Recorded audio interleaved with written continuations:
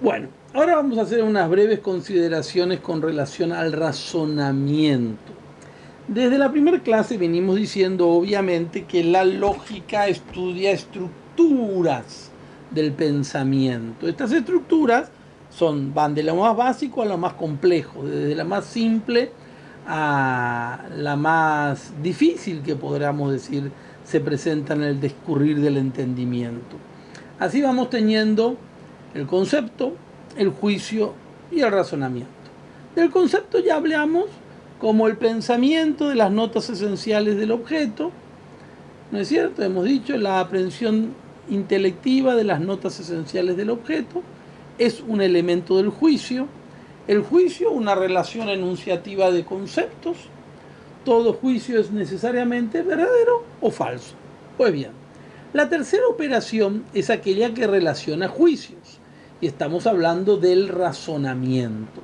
El razonamiento es una relación de juicios o entre juicios. El razonamiento no es ni verdadero ni falso, es correcto o incorrecto. Así como el juicio no es cualquier relación entre conceptos, porque dijimos que tiene que ser una relación enunciativa, lo mismo el razonamiento.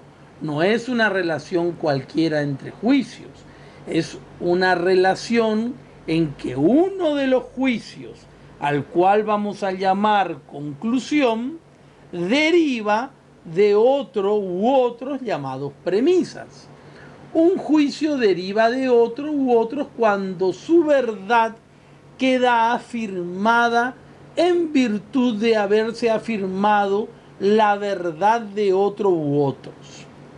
Este es muy importante tenerlo en cuenta cuando decimos que un juicio deriva de otro u otros cuando su verdad queda afirmada en virtud de haberse afirmado la verdad de ese otro u otros. A es igual a B, por lo tanto B es igual a A. A es igual a B, B es igual a C, por tanto C es igual a A.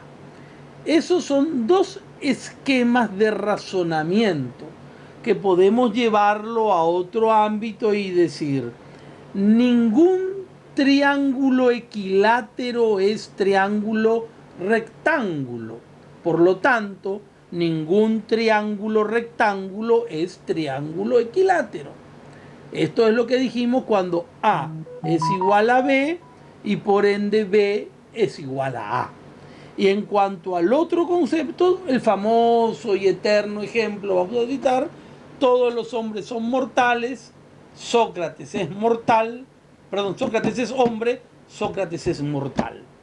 Todos los hombres son mortales, Sócrates es hombre, Sócrates es mortal. A es igual a B, B es igual a C, por lo tanto C es igual a A. Los dos esquemas adquieren vida con estos dos ejemplos. Es necesario para que exista el razonamiento la presencia, o sea, que se den algunos, que se den, además de estos juicios, los llamados nexos copulantes o ciertos conceptos relacionantes. Por ejemplo, y, por lo tanto, son conceptos relacionantes. El concepto por lo tanto establece entre los juicios la relación por la cual uno de ellos, la conclusión, se presenta como derivada del otro o de los otros. Podemos llamarlo así concepto derivativo. Todo razonamiento exige ese concepto derivativo, así como todo juicio existe el concepto relacionante que llamamos cópula.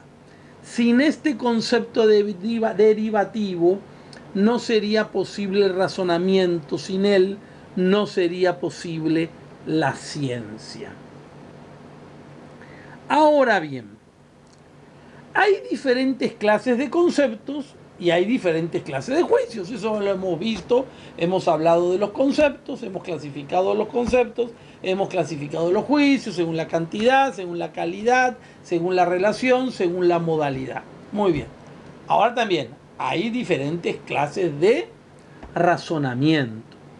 El primero que vamos a hacer referencia es el razonamiento deductivo, que es aquel en el que la derivación es forzosa.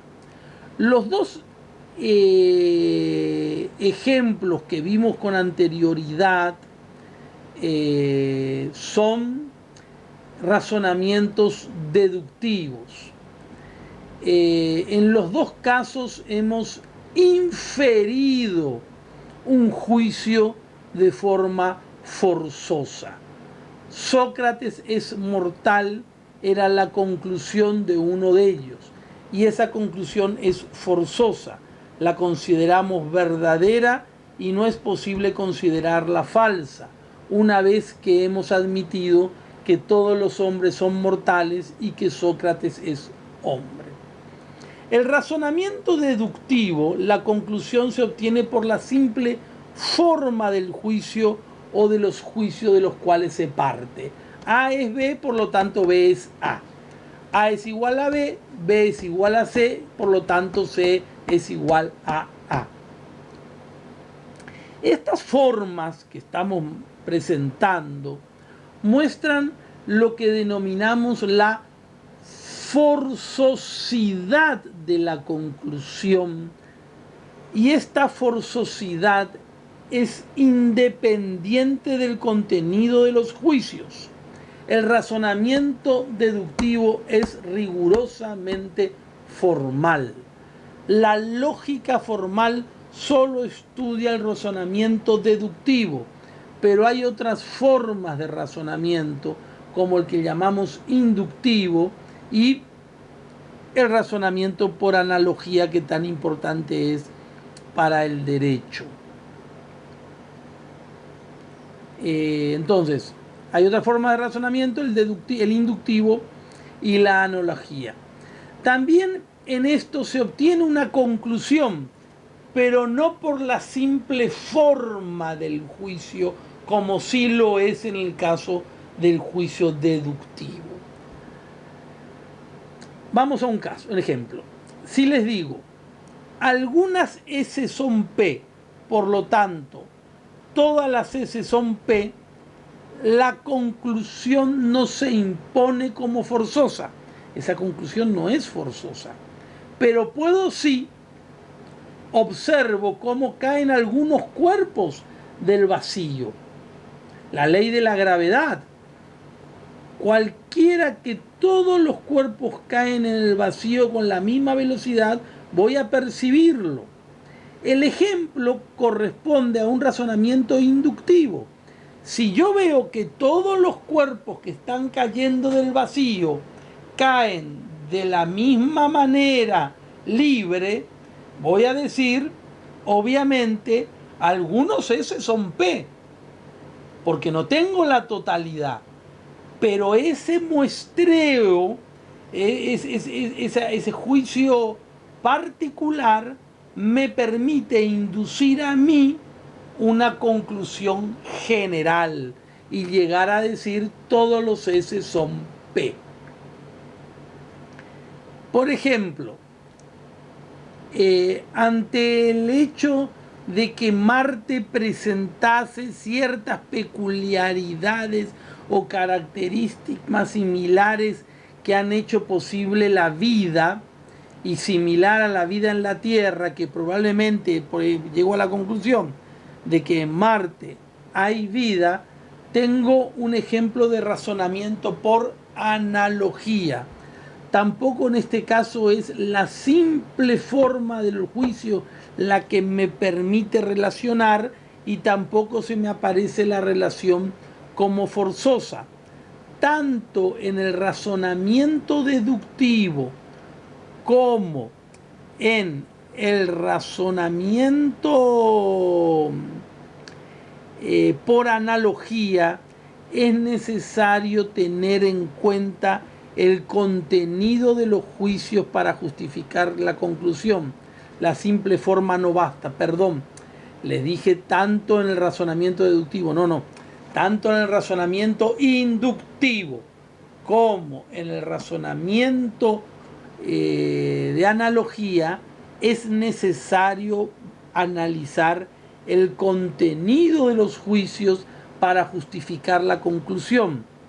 La analogía ya la hemos estudiado bastante bien, hemos estudiado lo que es la importancia del análogo primero, ¿no es cierto? Bueno, vamos a hacer una pequeña diferencia entre lo que llamamos las inferencias inmediatas y las inferencias mediatas. Partamos de la base que inmediato es aquel que no reconoce nada en el medio.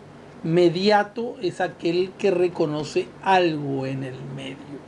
Entonces, el razonamiento deductivo se suelen distinguir las formas de inferencia mediatas e inmediatas. La inferencia inmediata y la inferencia mediata dependerán de la cantidad de juicios que conformen el razonamiento. Inmediata es aquella que, dado un juicio, se concluye de él necesariamente otro. Era el ejemplo que vimos hoy día cuando dijimos A es igual a B, B es igual a A. Ningún pez es mamífero, ningún mamífero es pez. Todos los triángulos son figuras, algunas figuras son triángulos. Hay varias clases de inferencia inmediata. Se recurre a algunos símbolos para su explicación. Estos símbolos nos servirán también para la explicación de las inferencias mediatas, que son aquellas que, dados dos o más juicios, se obtiene forzosamente un tercer juicio. Sabemos que de acuerdo con la cantidad los juicios se clasifican en universales, particulares y singulares. Universales, todos S son P, particulares, algunas S son P y singulares, S es P. Sabemos además que el juicio particular puede ser considerado universal. Según la cantidad, los juicios se clasifican en afirmativos y negativos. Prescindiendo del juicio singular, si combinamos la cantidad con la calidad entre los cuatro juicios tenemos todos los S son P, algunas S son P, ninguna S es P, algunas S no son P. Todas las S son P, universal afirmativo. Algunas S son P, particular afirmativo. Ninguna S es P, universal negativo. Algunas S no son P, particular negativo. Recurriendo a las palabras latinas afirmo y nego, podemos utilizar las dos primeras vocales de la primera para identificar los juicios afirmativos. Es decir, las dos vocales de la palabra afirmo. A e I. A, I. Y así tendremos. Todos los S son P, es A. Algunas S son P, es I. Haremos lo propio para los negativos y usaremos la vocal primera y la vocal segunda de la palabra y tendremos ninguna S es P, E, alguna S no son P, O. Hay varias formas de inferencia inmediata. Está la llamada inferencia inmediata por conversión. La inferencia inmediata por conversión es aquella en la que el sujeto y el predicado de la premisa se han convertido respectivamente en predicado y sujeto de la conclusión. Un juicio A no permite obtener por conversión otro juicio A, sino solo un juicio I.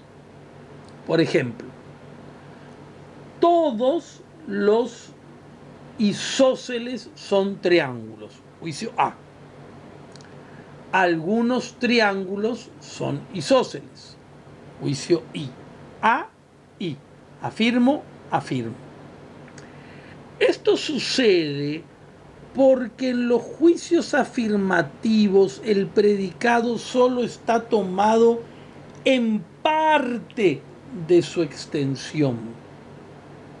Cuando digo que todos los isósceles son triángulos, lo único que sé por la forma del juicio es que isósceles pertenece a la clase de triángulo.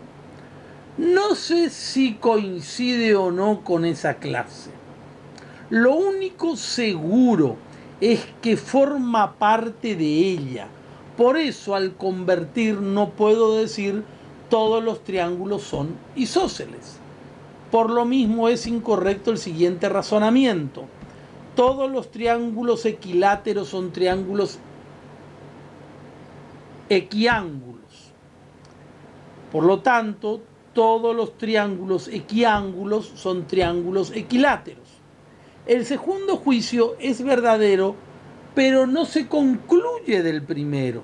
Sabemos que es verdadero por un elemento afuera de la deducción, de la inferencia inmediata.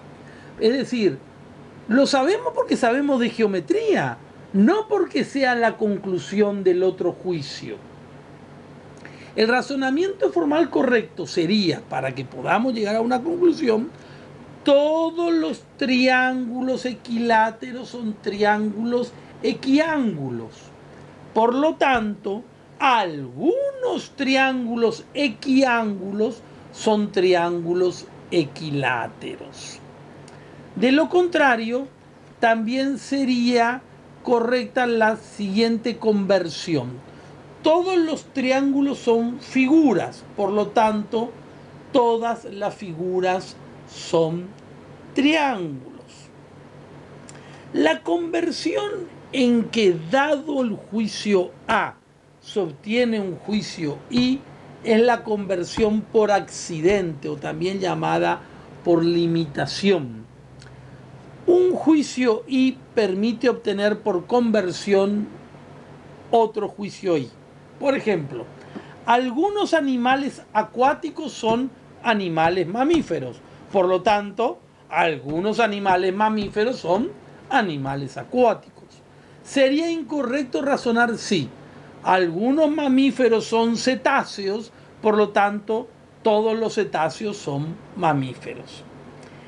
Este último juicio es verdadero, pero así como recién lo dijimos con relación al triángulo, ¿por qué lo sabemos? Y porque estudiamos zoología en su momento, o en las ciencias naturales en el colegio, como se llame la asignatura en los tiempos modernos. Pero no es conclusión del juicio anterior.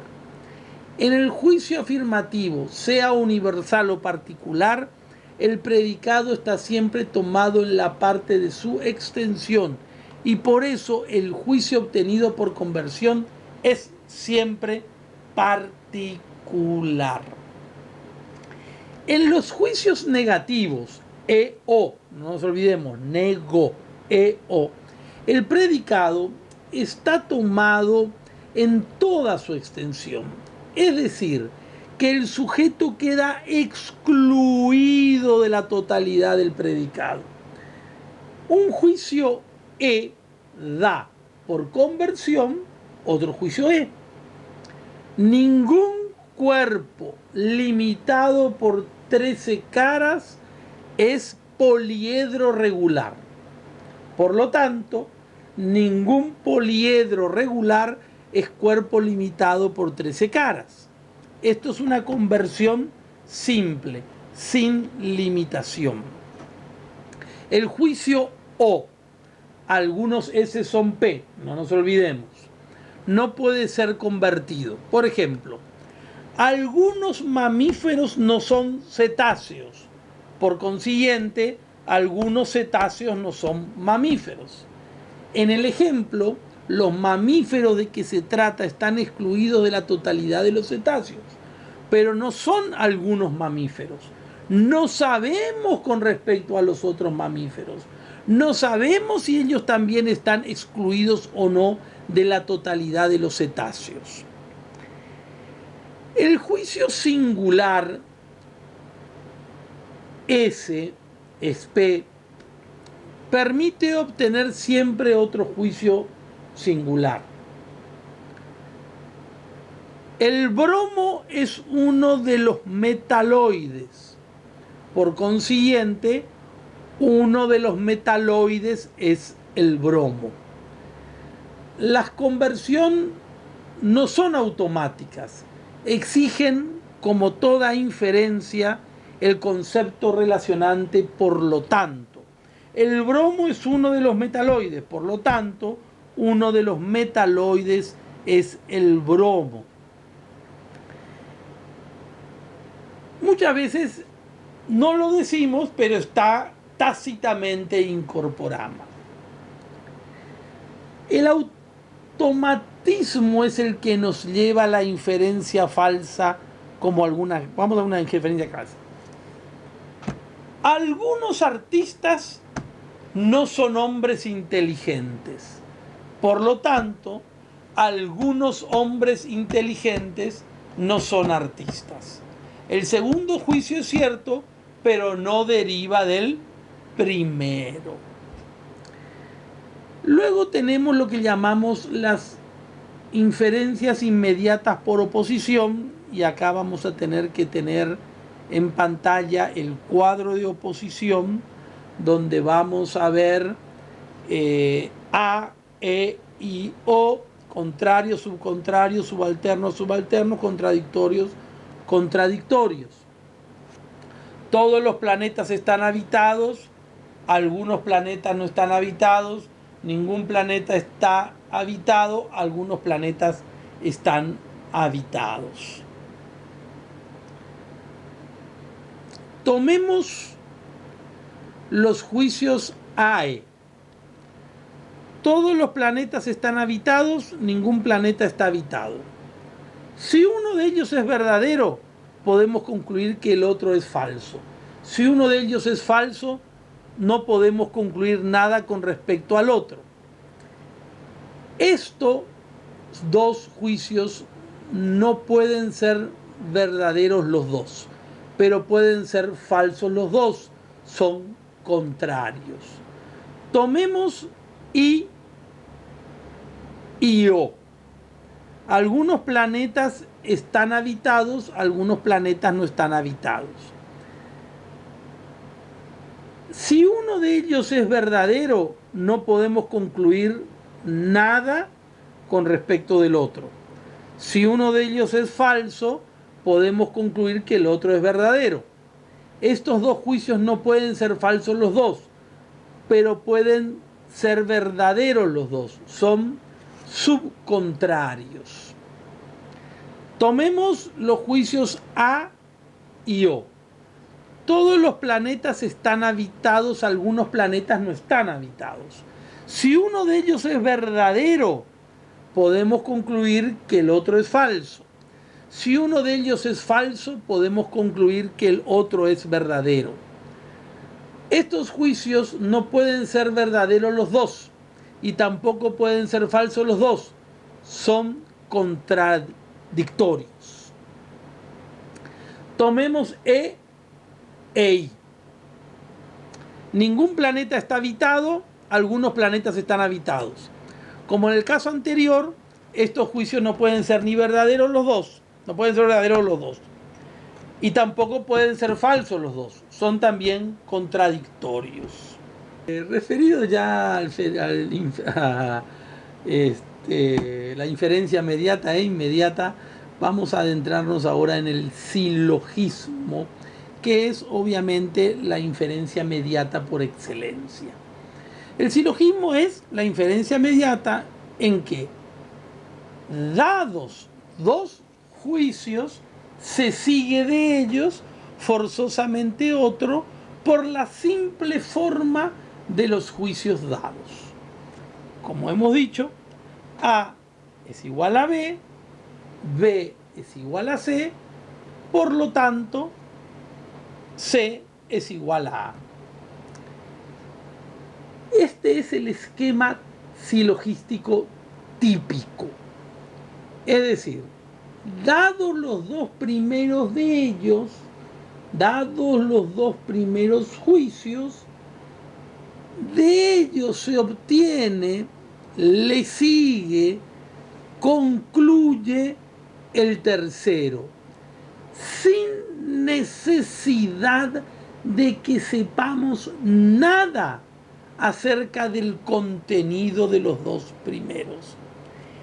Es la mera estructura de esos juicios, la simple estructura formal de esos juicios, la sola fuerza de la forma, la que permite obtener el tercer juicio. Grabémonos, en lógica formal estudiamos estructuras. Es la fuerza de esa forma, la fuerza de esta estructura, la que permite ese tercer juicio. A los dos primeros le llamamos premisas, antepuestas, antes, misas, puestas antes. Y a la tercera le llamamos conclusión. Este último está ligado a otros por el concepto derivativo, por lo tanto. El silogismo es, entonces, la estructura de los pensamientos en que tres juicios están relacionados entre ellos de tal manera que uno deriva de los otros dos. Para que se dé esta estructura es necesario que dos juicios tengan algo en común entre ellos y con el tercero.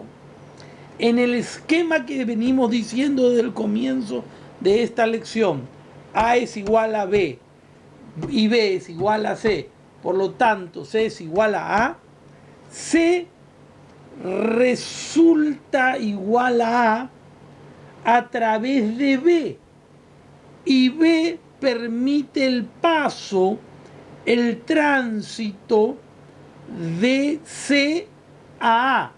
Se trata de una relación entre dos términos, C y A, establecida gracias a un tercer término, B, que se halla en relación con ellos.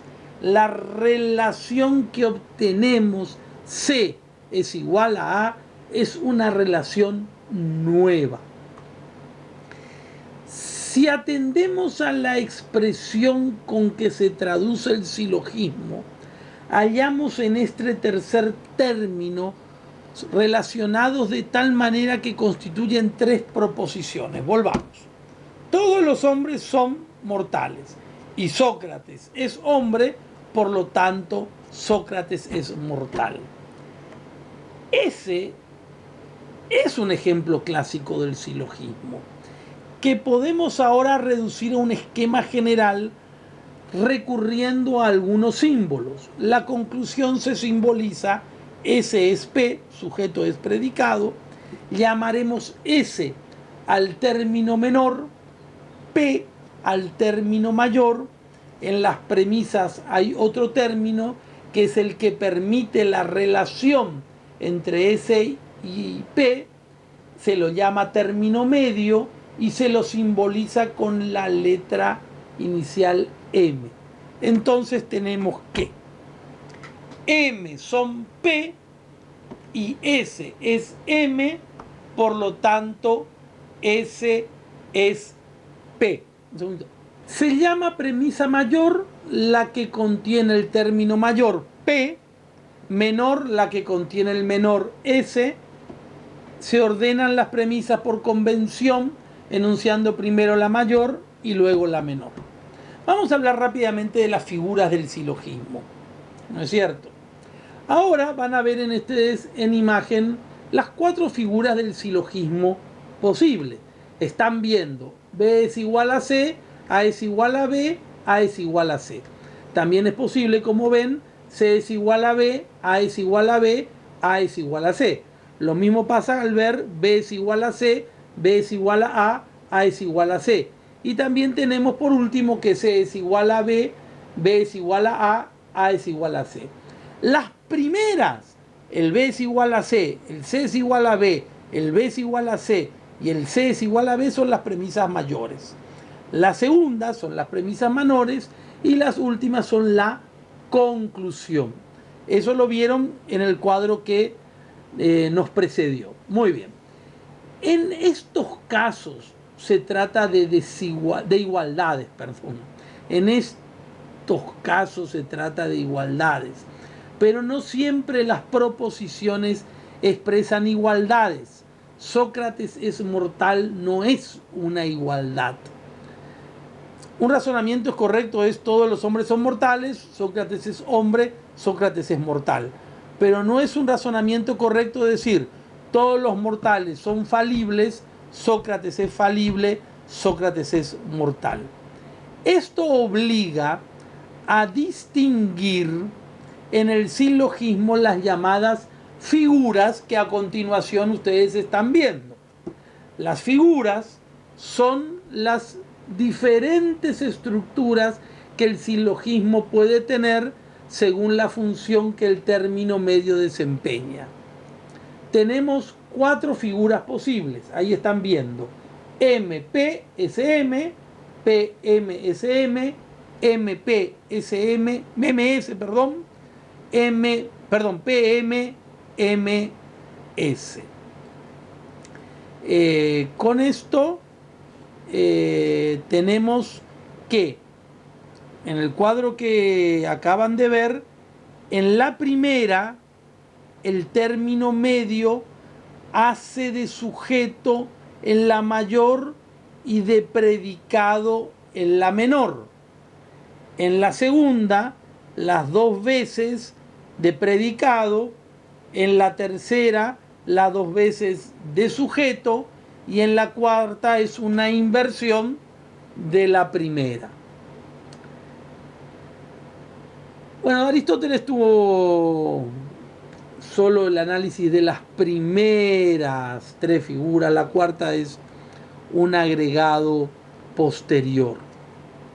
Pues bien, si tuviéramos que recurrir a un análisis, vamos, por ejemplo, a ejemplificar la primer figura. La primera figura nos decía MP, SM, por tanto SP. Todo vicio debe ser combatido.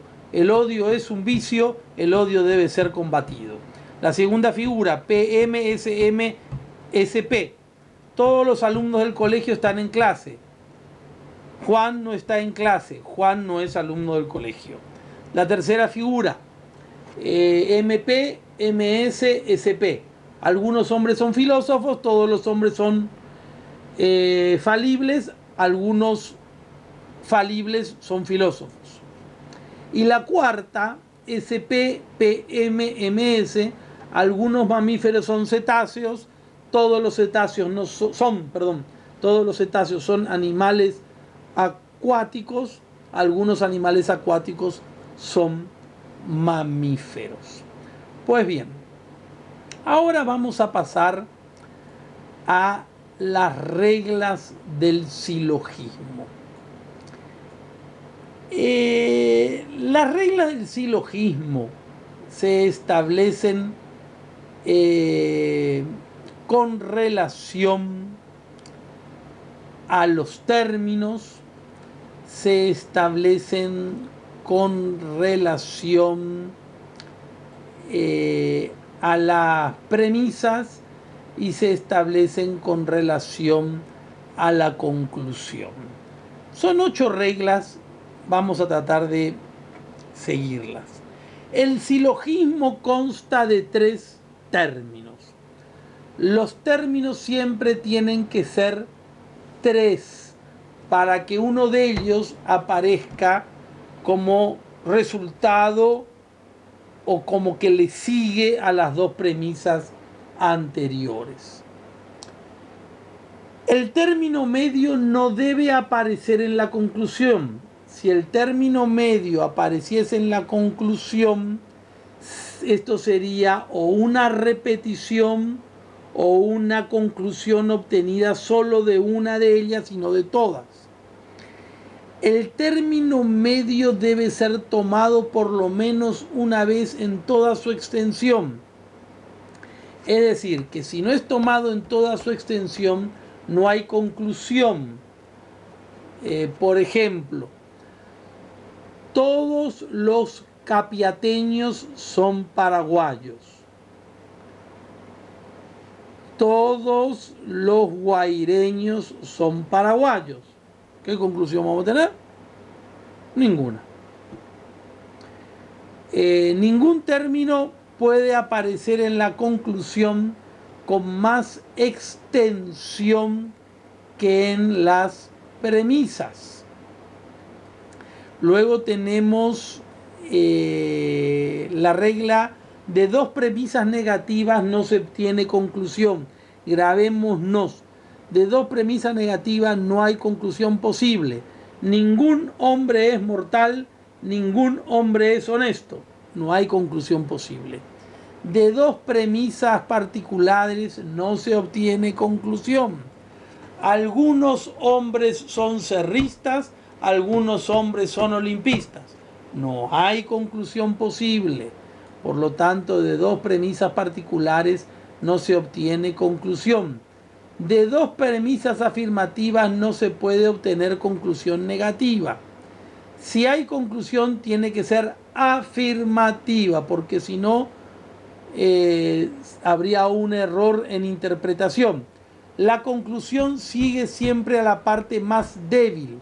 Se entiende por débil lo negativo con respecto a lo afirmativo, lo particular con respecto a lo universal. Ningún hombre es inmortal. Algunos seres son hombres, algunos seres no son inmortales. Como vemos, la conclusión tiene que ser negativa. Con esto vimos las 8 reglas del silogismo. Algunos autores hablan de una única regla y con esto terminamos, que nos dice lo siguiente: lo que se afirma o niega de todos los elementos de una clase se afirma o niega de cualquier número de individuos de esa clase. Pues bien, con esto terminamos silogismo desde el punto de vista de la lógica formal, para luego abocarnos al silogismo práctico jurídico, que es el que nos interesa.